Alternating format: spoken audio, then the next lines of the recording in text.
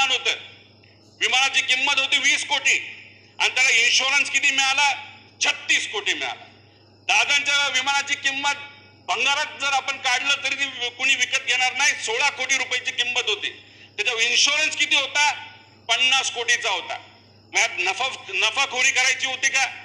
210 कोटीचा त्याच्यामध्ये liability insurance होता. अरे पण मी जेव्हा त्या पिंकी माळीच्या घरी गेलो, अक्षरशः 5 लाख रुपये अध्यक्ष महोदय सरकारकडनं. जास्त पैसा हा सरकारकडे तिथं दिला गेला पाहिजे. हा इन्शुरन्सचा पैसा VSR ला जाण्यापेक्षा या पिंकी माळीच्या कुटुंबाला, या विदीप जाधवच्या कुटुंबाला, या पाठकच्या को पायलट त्यांच्या कुटुंबाला जायला काय हरकत आहे अध्यक्ष महोदय? पण याच्यात कुणी तपास करतंय का? याच्यात कुणी चर्चा करतंय का? आम्ही जेव्हा या परिवाराशी त्या ठिकाणी बोलतोय तेव्हा परिवारातील लोक म्हणतात आमच्यापर्यंत सरकारकडनं अजून कुणी संपर्क केला नाही, फक्त केला तो 5 लाख रुपयासाठी.